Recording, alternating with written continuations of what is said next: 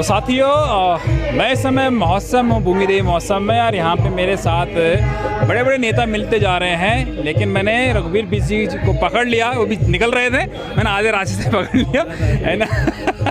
Busy लगातार क्षेत्रीय भ्रमण में रहते हैं और लगातार क्षेत्रीय समस्याओं को लेकर लगातार अपने चैनल के माध्यम से, फेसबुक के माध्यम से आवाज़ उठाते रहते हैं। सबसे पहले तो मैं स्वागत करूंगा बिजी आपका, आप आज भूमि महोत्सव में पहुंचे और यहाँ के आपने जो यहाँ के जो हमारी संस्कृति है, जो लोग यहाँ पे जो मंचन कर रहे हैं, उनका आपने यहाँ पे शोभा बढ़ाया।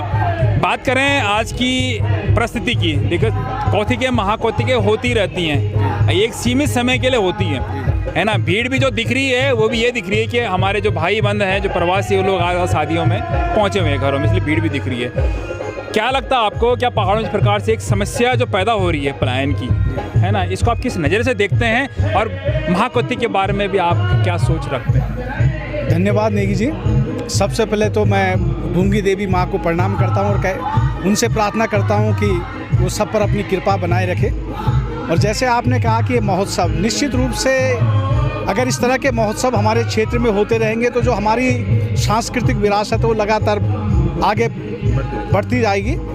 और जहाँ तक आपने प्रश्न उठाया है पलायन का, तो निश्चित रूप से हमारे इस क्षेत्र में इन 25 वर्षों में लगभग 60% पलायन हुआ है। और इस पलायन का सबसे बड़ा कारण है रोजगार और दूसरा स्वास्थ्य, क्योंकि 60 साल के बाद हर कोई व्यक्ति यहाँ की भौगोलिक स्थिति को देखते हुए, यहाँ के क्लाइमेट को देखते हुए, यहाँ के पर्यावरण को देखते हुए हर कोई यहाँ आना चाहता है। लेकिन आपने देखा कोई रिटायरमेंट के बाद ही व्यक्तियों पे जो है स्वास्थ्य संबंधी परेशानियाँ शुरू हो जाती हैं, और जब परेशानियाँ होती तो उनको हेल्थ चेकअप की ज़रूरत पड़ती है।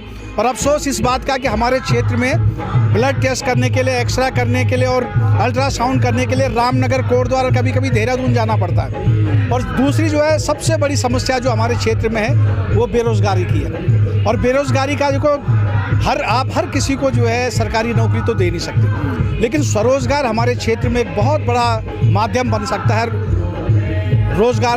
रोजगार के लिए। और उसके लिए सबसे बड़ी बात है कि जो हमारा ये क्षेत्र है, 2/3 क्षेत्र कार्बेट नेशनल पार्क का, मैं हमेशा मंचों पे उठाता हूँ कि 2/3 कार्बेट नेशनल पार्क का हमारे क्षेत्र में होने के बावजूद कार्बेट नेशनल पार्क हमारे लिए अभिशाप हो गया है। और जबकि कुमाऊं का जो 1/3 क्षेत्र कार्बेट नेशनल पार्क होने के कारण आज वहाँ के लिए वरदान हो गया। आप देख लो कि रामनगर क्षेत्र में जिस प्रकार से हज़ारों लोग इको टूरिज्म से, वाइल्ड लाइफ टूरिज्म से जुड़े, कोई गाइड का काम कर रहा है, कोई टैक्सी चला रहा है, कोई सोवेनियर शॉप खोला है, कोई रेस्टोरेंट चला रहा है, कोई होटल खोल रहा है, कोई वर्कशॉप कर रहा है, कोई आपका सफारी का काम कर रहा है। लेकिन अफसोस इस बात का कि 2/3 क्षेत्र कार्बेट नेशनल पार्क का हमारे क्षेत्र में होने के बावजूद हमारे क्षेत्र के लिए अभिशाप है। आपने देखा होगा कि किस प्रकार से लगातार वन्य जीव और मानव जीव का संघर्ष होता है। कई हमारे क्षेत्र के लोग जो है बाघ द्वारा निवाला बना दिए गए। हमारे जो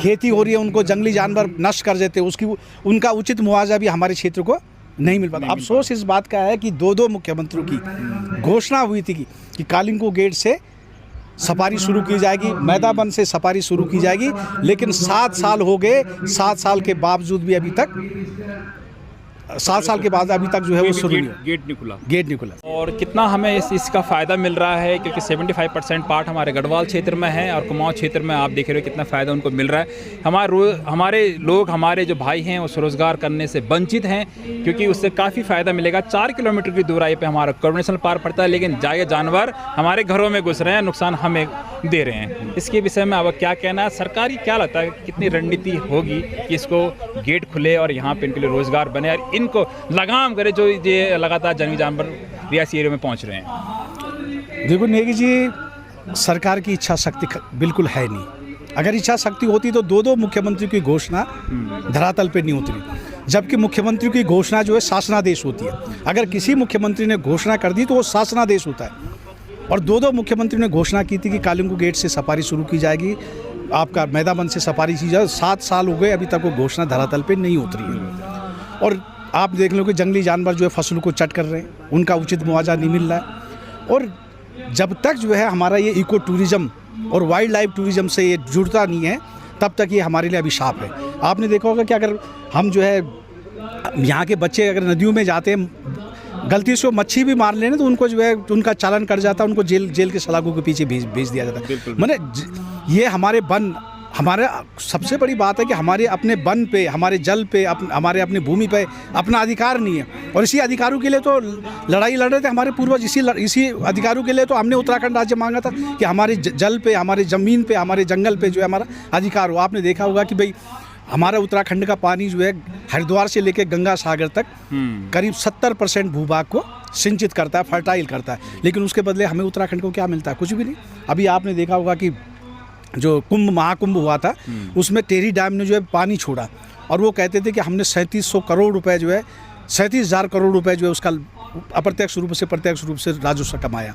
लेकिन उसके बदले हमें हमारे उत्तराखंड को क्या मिला? नहीं कहते कि पहाड़ की पानी और पहाड़ की जवानी पहाड़ के काम नहीं आ रही। मैंने हमारे पास नदियाँ हैं, लेकिन आज भी आप देख लो कि हर महीने जो है बिजली के दाम बढ़ रहे हैं, जबकि ये ऊर्जा प्रदेश होना चाहिए था, सरप्लस बिजली होनी चाहिए। हमने तो बिजली जो है अन्य राज्यों को बेचनी थी। हम ऐसे प्रदेश की इतनी नदियां होने के बावजूद बिजली जो है हमें कहाँ से लेनी पड़ी है? दूसरे राज्यों से लेनी पड़ी। और आप देखो कि हर महीने जो है हर साल में जो है बिजली के दाम बढ़ जाते हैं। टेहरी डैम, जबकि राज्य पुनर्गठन बिल में जो राज्य पुनर्गठन बिल 2000 था उसमें साफ था कि जिस राज्य में जिसकी संपत्ति को उसका अधिकार होगा। तो टेहरी डैम तो जो हमारे उत्तराखंड में, हमारे उत्तराखंड की भूमि, टेहरी डैम की वजह से वहाँ की एक पूरी सभ्यता खत्म हो गई, वहाँ के लोगों का विस्थापन हुआ। लेकिन उसका आपको मालूम है कुछ नहीं मिलता हमारे उत्तराखंड में, केवल 12% रॉयल्टी मिलती है। जी, आपने सही कहा बिजली, और आपका कहना भी ये सही है कि हमारी ज़मीन, हमारा पानी हमें काम नहीं आ रहा तो लोग यहाँ से पलायन तो करेंगे। आप सही कह रहे हो कि चालान भी लगातार कट रहे हैं। क्षेत्र से कॉर्बेट नेशनल पार्क से लगातार यहाँ पे टाइगर घूम रहे हैं और हमारे जो बुजुर्ग हैं, बच्चे हैं, उनको निवाला बना रहे हैं। तो यहाँ से पलायन तो हो गया होगा। आपने एक बात कही कि इच्छा शक्ति, क्या लगता है कि इच्छा शक्ति लगातार घोषणाएं भी होती हैं लेकिन धरातल पर नहीं उतर पा रही है सरकार? हम चाहे कांग्रेस भी यहाँ पर सरकार रही, अब बीजेपी की सरकार भी है, 25 साल हो चुके हैं, लेकिन अभी तक भी जो चीज़ मिलनी चाहिए धरातल पे, जो चीज़ होना चाहिए इस क्षेत्र के लिए, वो चीज़ नहीं हो रहा लगातार। क्या हम कहेंगे कि भाई कांग्रेस भी आएगी तो क्या वो चीज़ नहीं करेगी? पहले भी कांग्रेस सरकार भी थी, सर आप कांग्रेस से जुड़े हुए हैं, और बीजेपी सरकार भी है, देखो, लेकिन स्थिति जस के तस बनी रही है और आगे भी कोई उम्मीद, लोग वह हताश हो चुके हैं इस।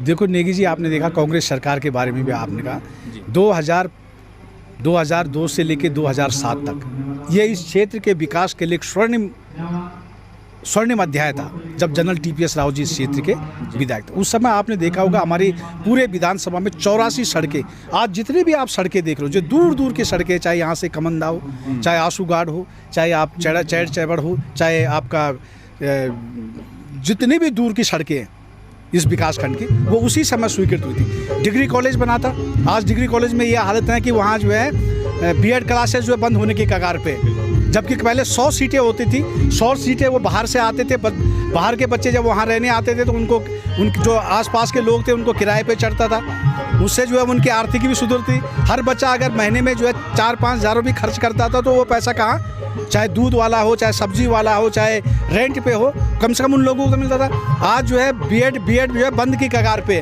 वो जो प्रोफेशनल कॉलेज खुला था, व्यावसायिक महाविद्यालय खुला था, आज वहाँ B.Ed जो है समाप्ति की ओर है। तो आज जो है मुश्किल से 100 बच्चे नहीं है उस डिग्री कॉलेज में। और क्यों? उसका कारण भी एक है कि वहाँ के लोग लगातार मांग कर रहे हैं कि भाई हमने जो है ग्रेजुएशन तो कर लिया, लेकिन अगर बच्चों को PG करना है तो फिर उनको रामनगर, कोटद्वार, देहरादून जाना पड़ता है। तो फिर वो सोचते हैं कि जब हमने PG अपने बच्चों को आगे पढ़ाना ही है तो हम ऐसी जगह पढ़ाएं जहाँ PG क्लासेस भी हों।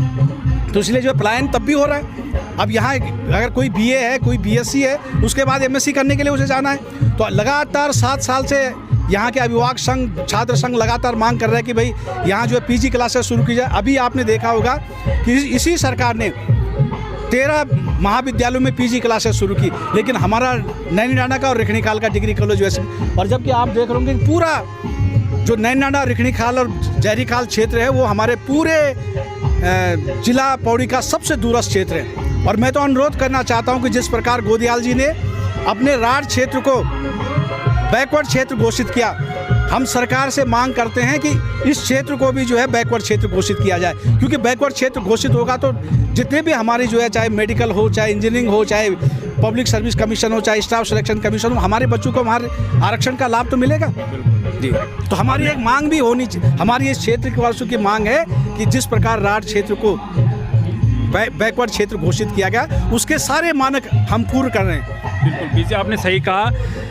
क्षेत्र में जो काम हुए वो भी हमने देखे हैं, टीपीएस रावत के समय भी हमने देखे हैं, काफ़ी रोड और उन पे अमल भी हो रहा है, उन पे काम भी चल रहा है, हम देख भी रहे हैं। अगर बात करें हाल ही में हमारे बहंत जी ने यहाँ पे अभी एक मीटिंग रखी थी जिसमें कि सभी लोग पहुँचे थे ये पानी की समस्या को लेकर, है ना। लेकिन अभी भी धरातल 16 तारीख हो चुकी है, लेकिन अभी तक भी वहाँ पे परिस्थिति जस की तस बनी हुई है। आखिर ऐसा क्यों हो रहा है कि हमारे जो सरकार है, हमारे विधायक है, उनकी बात सुनी नहीं जा रही है, या क्या कारण है ऐसा है कि वो लोग इस चीज़ को काम करने के तैयार नहीं है, चाहे वो जल संस्थान है, चाहे वो जल निगम है, जिनके स्तर में ये काम जो आते हैं। देखो, इसमें ब्यूरोक्रेसी इतनी हावी है इस सरकार पे कि वो विधायकों की बात सुनी नहीं रही। विधायक अपने आप को इतने असहाय और इतने वो अपने को असहाय समझ रहे हैं कि उनकी बात सुनी नहीं जा रही है। गवर्नमेंट की बात भी उठाई, गवर्नमेंट की बात भी उठाई, लेकिन सुनाई तो है ही नहीं ना। उसका सॉल्यूशन क्या है? हम बात उठा देंगे कि ये होना चाहिए, लेकिन आप सत्ता में हो, आपको जो है सॉल्यूशन भी तो ढूंढना है। और जहाँ तक पानी की समस्या की बात है, तो जल जीवन मिशन में सबसे ज़्यादा भ्रष्टाचार हुआ है। आप ये देख रहे हो कि सूखे नल लगे हुए लेकिन उनमें पानी नहीं है, और जगह जगह हर घर नल हर घर जल का नारा तो आपने दे दिया। जब से हर घर नल हर घर जल दिया, तब से जो हमारे क्षेत्र में और ज़्यादा परेशानी। सरकार को चाहिए था कि अगर हर घर नल हर घर जल नहीं था तो नई पानी की स्कीम लगानी चाहिए थी। उनको जो है नए स्टैंड पोस्ट, वो नए वो जो है टंकियाँ बनानी चाहिए थी, लेकिन वो तो है नहीं। और ये सीधा 1500 करोड़ रुपए का घोटाला है ये। मतलब उसी पोता पाती हो जा रही है जो टंकियां बनी हुई पुरानी। मैंने ये चीज़ नहीं देखी। बिल्कुल बात आपने बहुत बड़ी की। धन्यवाद सर, आपने समय दिया। पहले तो मेरे साथ बीजी जो कि लगातार क्षेत्र भ्रमण में रहते हैं और हर चीज़ के विषय में भी सवाल उठाते रहते हैं सरकार से कि आखिर ये चीज़ें क्यों नहीं हो रही हैं। और आपने बहुत बड़ी बात भी कह दी सर कि घोटाले का बड़ा संकेत जो मिल रहा है जल संस्थान में, इस पर हम लोग जरूर गौर करेंगे, देखेंगे इस चीज़ को कि आखिर धरातल पर हो क्या रहा है। देख रहे हैं, आप लोग भी देख रहे हैं कि नल तो लगे लेकिन जल नहीं है।